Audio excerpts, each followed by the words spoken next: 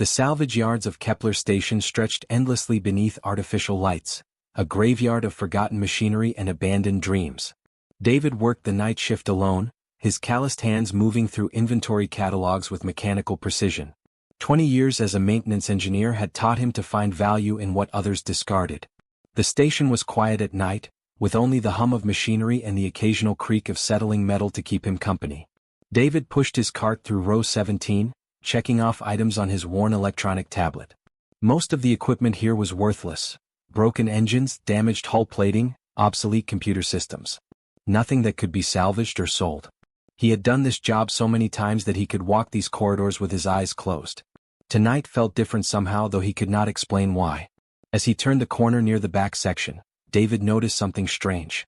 There was a collapsed storage unit blocking the path, and behind it he could see the outline of something massive. His curiosity sparked immediately. In 20 years he had never seen anything back here. The station management rarely maintained this section, and most workers avoided it completely. David began moving the debris aside piece by piece. His muscles ached, but he kept working. Something told him this was important. After 30 minutes of careful work, he found what he was looking for, a sealed hangar door. It was old, incredibly old, made from a style of metal that had not been used in at least 100 years. The door had no markings, no identification, nothing that would tell him what was inside. His hands moved toward the manual override switch. He hesitated for just a moment. Opening sealed doors without authorization was against station rules. But something inside David, something that had been sleeping for 20 years, woke up. He wanted to know. He needed to know. He pushed the switch. The door groaned as if it had not moved in centuries. Air hissed from the seals, old, recycled air that had been trapped for a very long time. And then David saw it. Inside the hangar sat a battlecruiser. Not a small military vessel or a cargo ship. A full-sized battlecruiser. The hull was silver, gleaming under the emergency lights as if it had just been polished yesterday. No rust. No damage. No signs of age or decay. It was perfect. It was impossible. David stepped inside, his footsteps echoing through the enormous space. He had seen pictures of battlecruisers in history books, old images from humanity's golden age, back when humans still flew military ships and explored distant galaxies. But that was all in the past. Humanity had given up space exploration 100 years ago. They had signed the peace accords with the Collective, the alien alliance that now controlled most of known space. Humans stayed on their colonies now. They worked in salvage yards like this one. They did not fly battlecruisers anymore. Yet here one was. The name was painted on the hull in letters still visible despite the passage of time. The Harmony. David walked slowly around the vessel, running his fingers along its smooth surface. Everything about it screamed quality and care. Someone had maintained this ship, kept it in perfect condition, and hidden it away. David climbed the access ramp and entered the main corridor. The interior was as pristine as the exterior. Emergency lighting still functioned, powered by systems that must have been incredibly well designed. The walls were lined with equipment he recognized and equipment he did not. Technology from different eras of human history seemed to merge together in this ship, old designs mixed with newer innovations. He made his way to the cockpit, his heart beating faster with each step.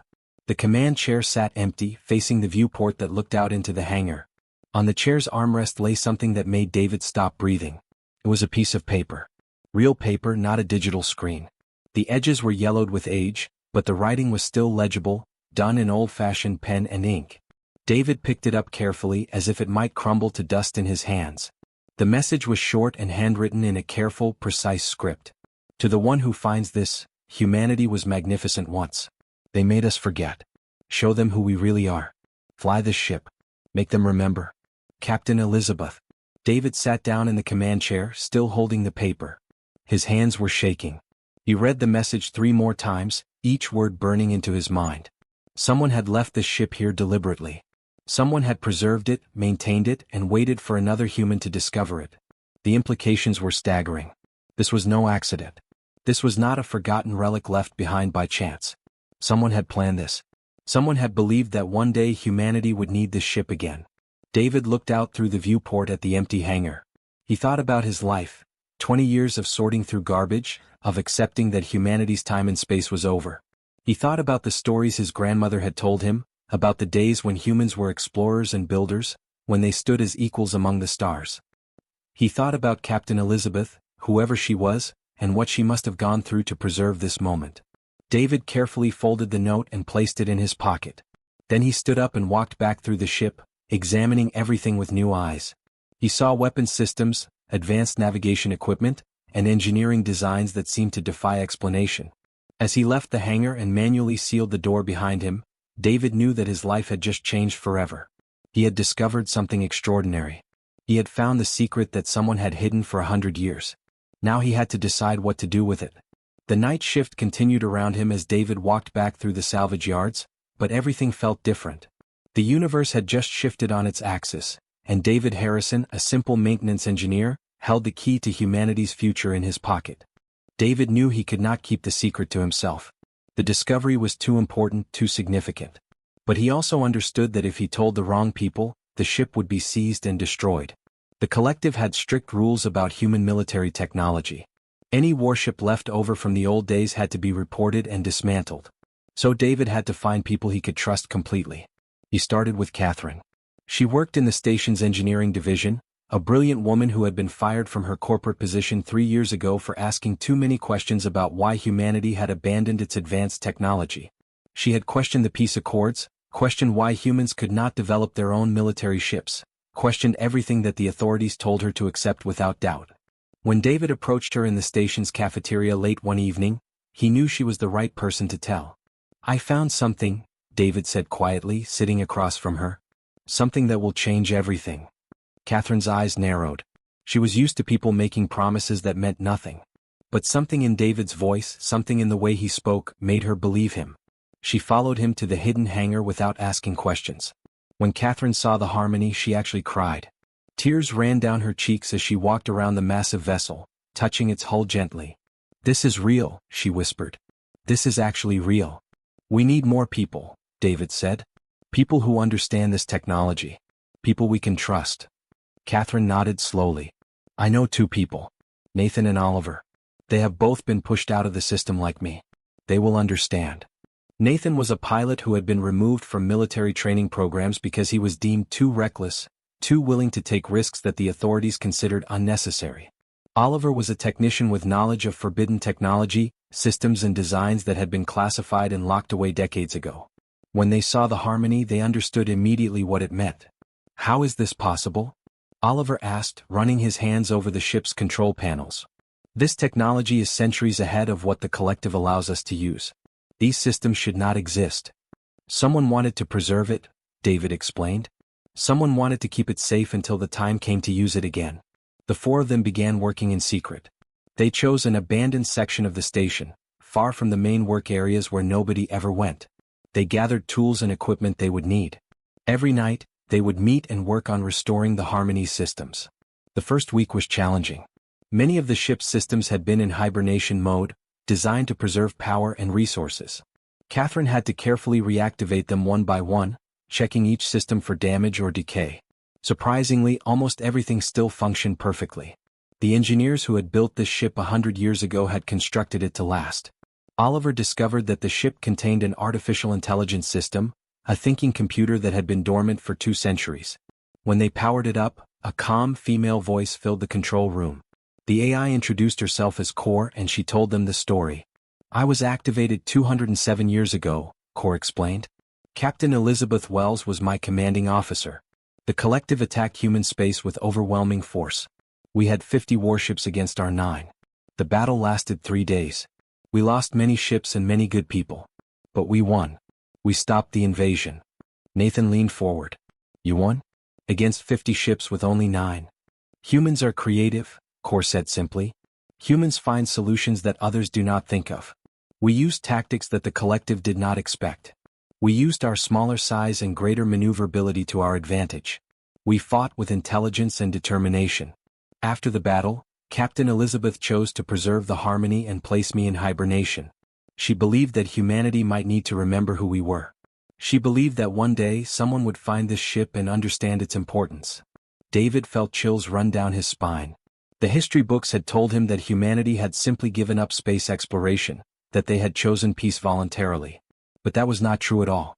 Humanity had won a great battle and then been convinced to forget about it. Over the next 3 months, David and his team worked tirelessly. Catherine repaired damaged circuits and rewired broken systems. Oliver studied the ship's weapons and defensive technologies, understanding at last why this knowledge had been forbidden. Nathan practiced with the flight controls, learning how to operate a battlecruiser that responded to human intuition and skill. David managed the overall restoration, coordinating everything and making sure that all the pieces fit together correctly. The work was exhausting and dangerous. If they were discovered, they would be arrested and questioned. The authorities would want to know how long they had known about the harmony, and whether they had told anyone else. But none of them considered stopping. This was too important. One night, as they worked late in the hangar, Core's voice came through the speakers with an announcement. "All major systems are now fully operational," she said. "The Harmony is ready to fly." Catherine, Nathan, Oliver, and David stood in the center of the control room looking at each other. They had done it. They had restored a battlecruiser to full working condition. They had brought humanity's greatest military achievement back to life. "What happens now?" Oliver asked quietly. David looked out through the viewport toward the stars beyond the station. He thought about Captain Elizabeth and what she had wanted. He thought about the note she had left, asking someone to show the galaxy who humans really were. "Now," David said slowly, "we make them remember." The secret could not stay hidden forever. Someone had noticed the unusual activity in the abandoned section of the station. Someone had seen them moving equipment and supplies.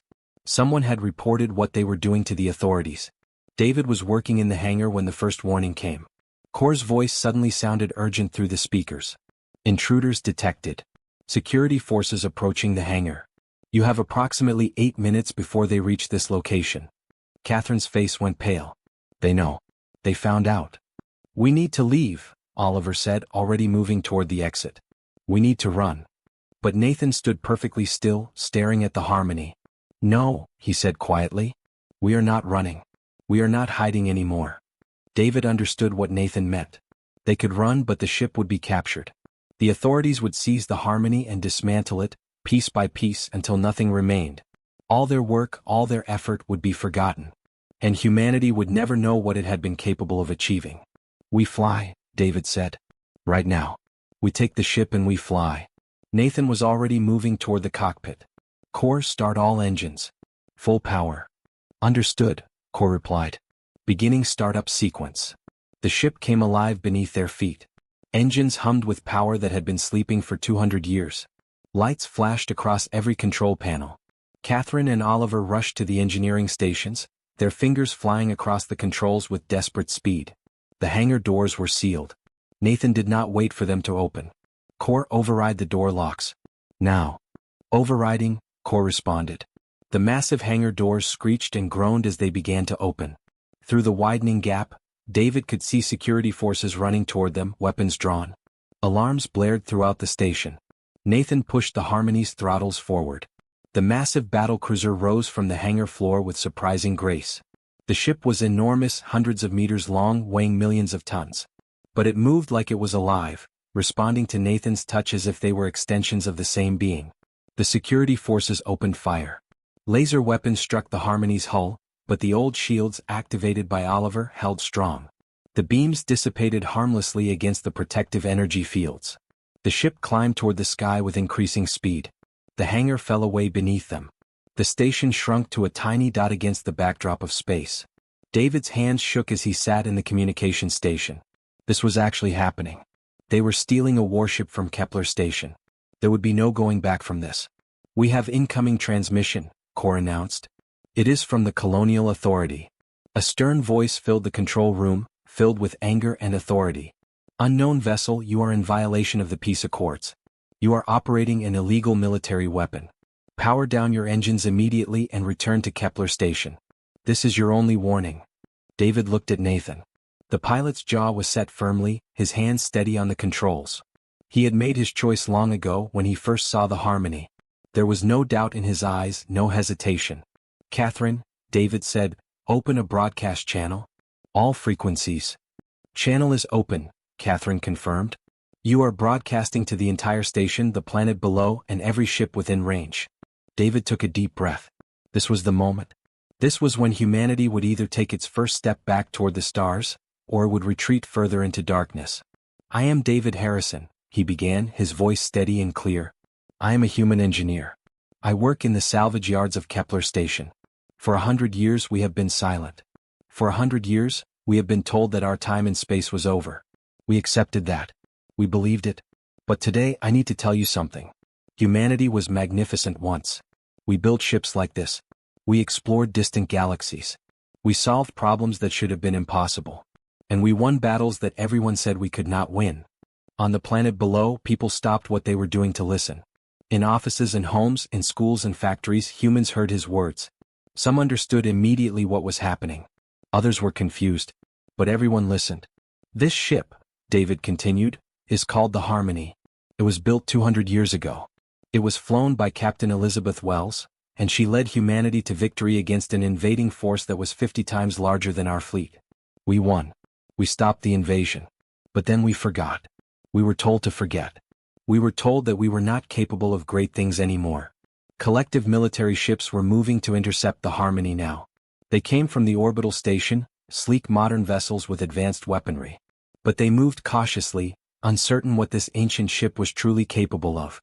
Nathan banked the Harmony sharply, performing a maneuver that should not have been possible for a vessel of such enormous size. The collective ships struggled to follow. Nathan's skills, combined with the Harmony's superior design, gave him an advantage they could not overcome. Show them, David told Nathan. Show them what we can do. Nathan pushed the throttles even further. The Harmony accelerated to speeds that made the collective ships fall further behind. He executed aerial maneuvers that seemed to defy the laws of physics. He flew through asteroid fields with impossible precision.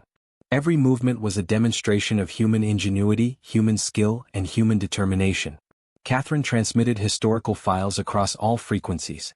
Battle recordings from humanity's glory days. Images of human cities reaching toward the stars. Footage of human explorers discovering new worlds. Scientific achievements that the galaxy had forgotten humanity was capable of creating. This is who we are, David said into the communication channel. His voice was carried across the entire region of space. We do not go quietly into darkness. We do not accept limits. We do not surrender. We endure. We innovate. We dream. And we remember. The collective ships finally broke off their pursuit, maintaining a careful distance from the Harmony. They did not understand what they were facing. They did not know if the Harmony was a single ship or the first of many. They did not know if humanity had been preparing this moment in secret for 100 years. And that uncertainty changed everything. The Harmony was flying free now, released from the constraints of the station and the atmosphere below. Nathan guided the massive battlecruiser through space with movements that seemed almost like dancing.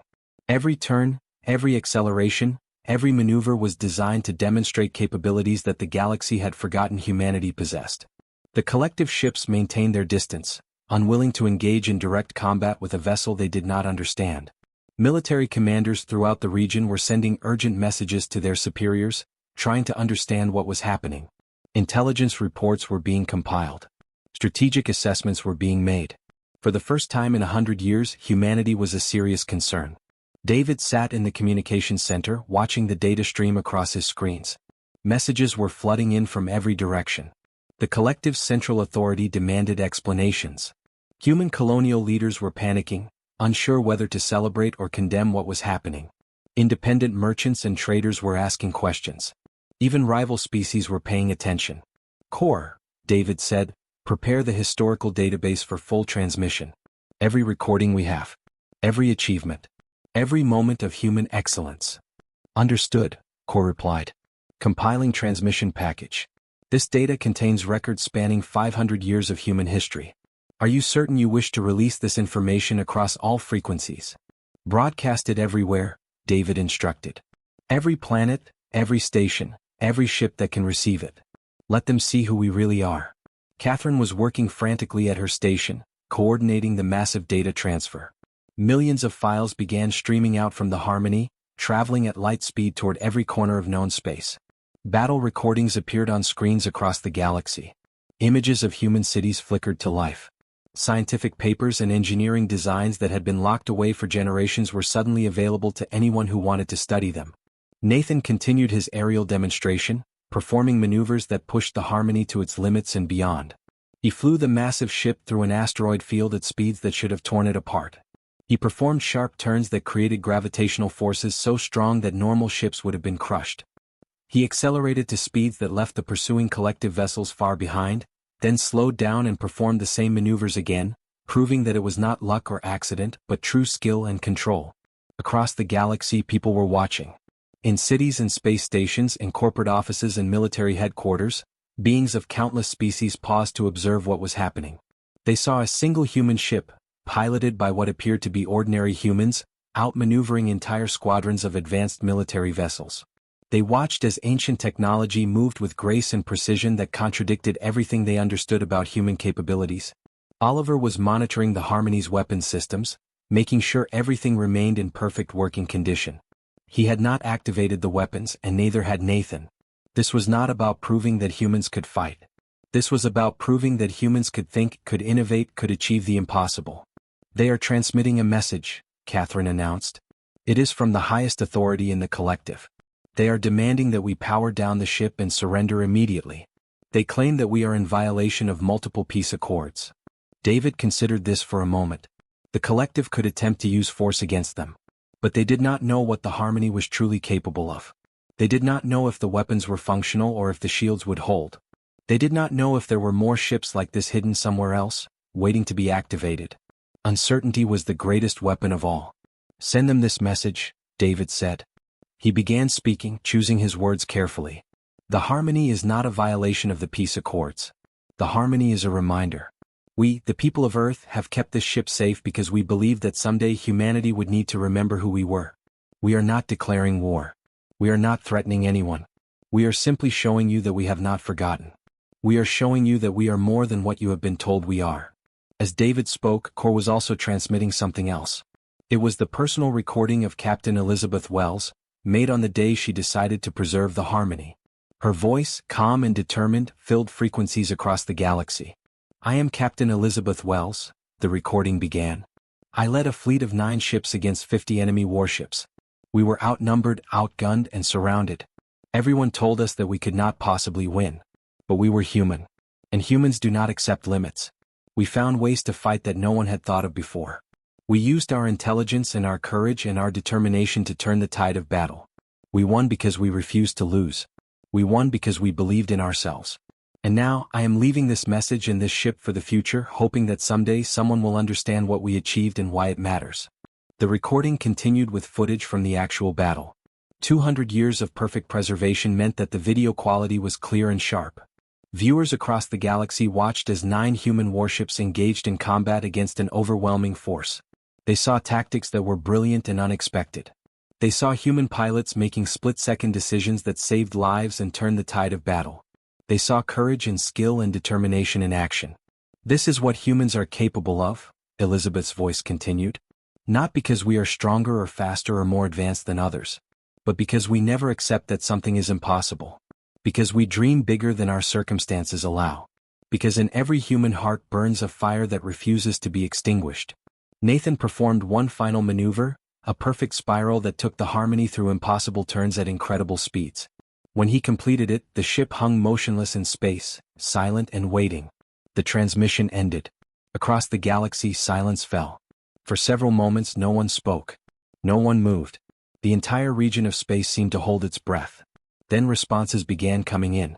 Slowly at first, then faster. Species that had never paid attention to humans before were now asking questions. Independent traders were claiming that they had always known humans were special.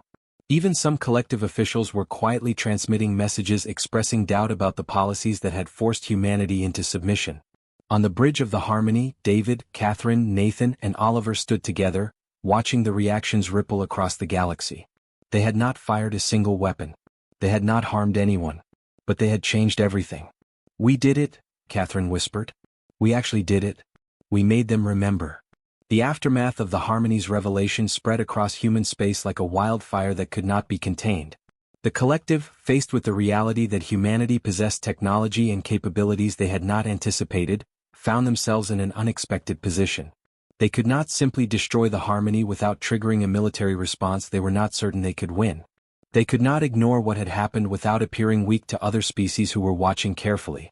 Within 3 months, the collective began negotiations with human leaders. The restrictions that had been placed on human military development were lifted. Humans were permitted to build their own warships again. Humans were allowed to explore space freely without permission from the collective authority. For the first time in a century, humanity had regained its independence. 2 years after the Harmony broke free from Kepler Station, David stood in the new Genesis shipyard on the human colony world of Terra Prime. Around him, the construction of 20 new battlecruisers was underway.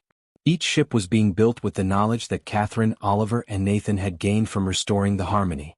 Each vessel incorporated human innovations that combined ancient wisdom with modern understanding.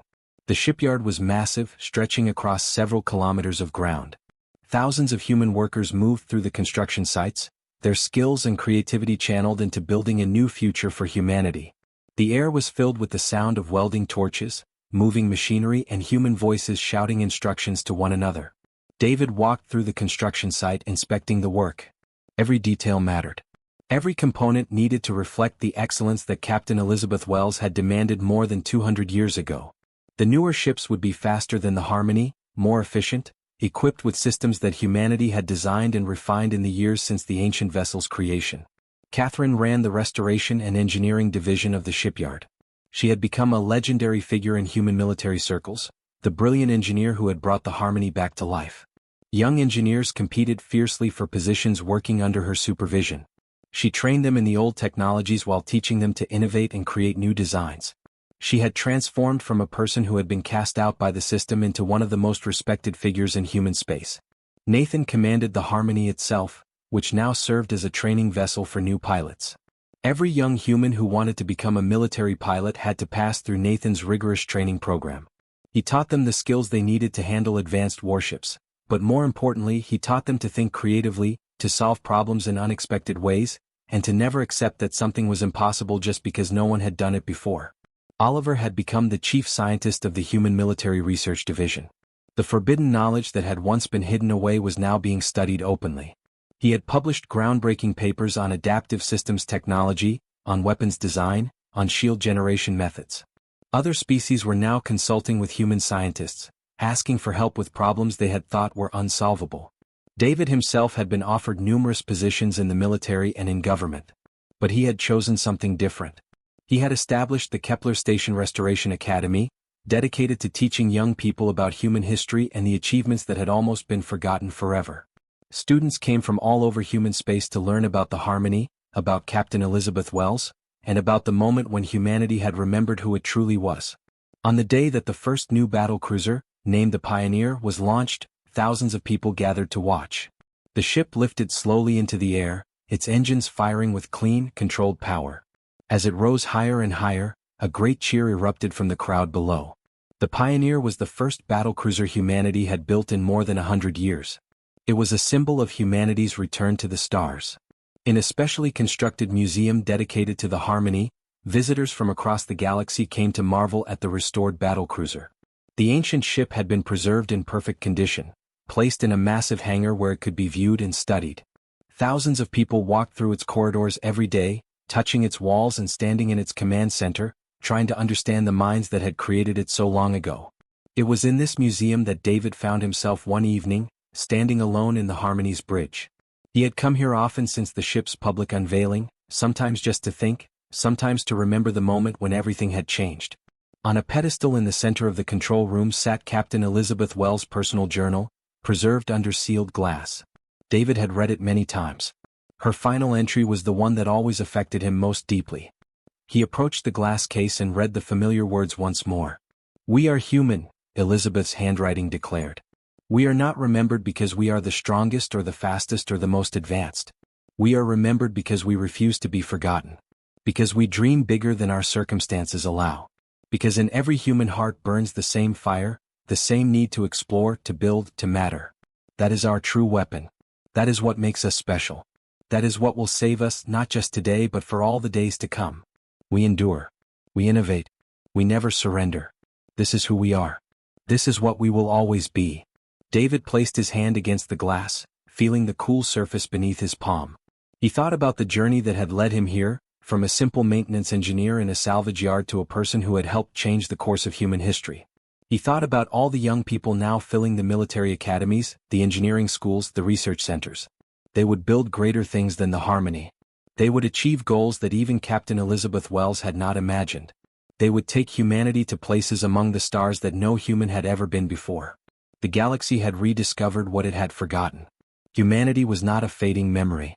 Humanity was a sleeping giant that had awakened. And now humanity would rise to the stars once more, not as conquered subjects, but as explorers, builders, and innovators. David smiled, knowing that the greatest adventures were still to come. The legacy of the Harmony would echo through history, inspiring generation after generation of humans to dream bigger, to reach higher, and to never accept that anything was impossible. The future belonged to humanity once again.